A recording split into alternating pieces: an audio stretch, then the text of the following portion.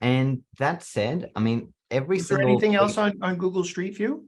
Other yeah, I cameras? mean, I guess that said, I would add that any of these 360 cameras can shoot for Google Street View for individual photos. I was Oh, yes. I was curious about this one because I'm super happy with this is the Lab Pano Pilot 1 EE.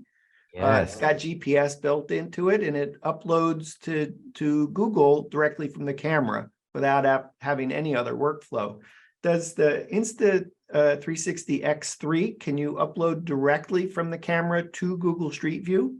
Yes, you can. So in the export menu of the Insta 360 X3, you can export. The only thing is currently with 360 videos, it downscales the resolution to 4K, and that's not ideal. So it would be better using a desktop workflow.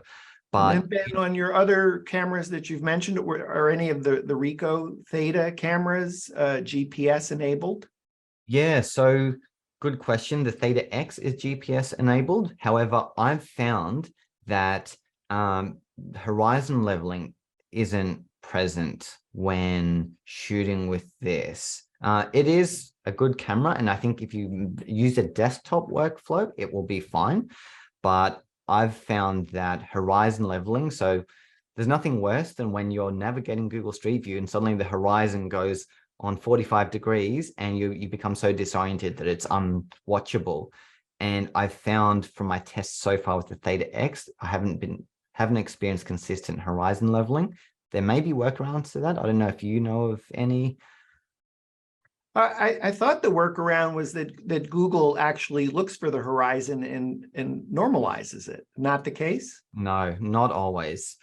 Google's a little bit unpredictable. Sometimes. So I think what I'm hearing is sometimes that happens. Maybe on a street, it's a little bit easier to tell what the horizon might be. Not the Yeah. case.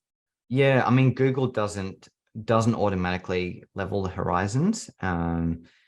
However, if you've uploaded a video that has automatic horizon leveling, like with the camera, like the Insta 360 X3, it will do that. I do want to just touch on what you mentioned, which was Lab Pano, and that was my final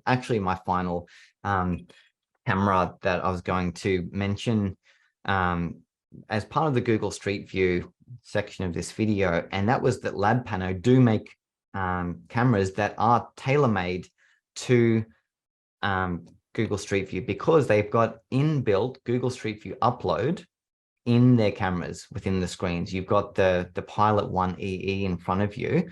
And I also need to mention their new camera, which is just being released as we speak, which is called the Pilot Pano, which is a very similar concept. It's a camera that, oh, you've got one. I'm jealous. I don't have mine yet. I haven't had a chance to play with it yet, but they did. Lab Pano did send me one of these. So Yeah, great. I think I've got mine on the way as well. But that is another camera where you can upload to Google Street View from the actual camera. And that's definitely a good feature. If that's your primary purpose is Google Street View, you will want to consider a camera like that. For any other kind of situation, I don't see the Pilot Pano or the Pilot 1 EE as a worthy camera because it's just lacking in other aspects like dynamic range and workflows and image quality as well. But absolutely, like consider Lab Pano cameras if Google Street View is your primary use of 360 cameras. So if you were doing virtual tours of indoor spaces, you would not recommend the Lab Pano cameras? No, I wouldn't. Okay. Just because image quality isn't their primary function. Okay. I'm just going to point out it's a little icon right there that says Street View. Yeah, no, that's a fantastic feature. All right.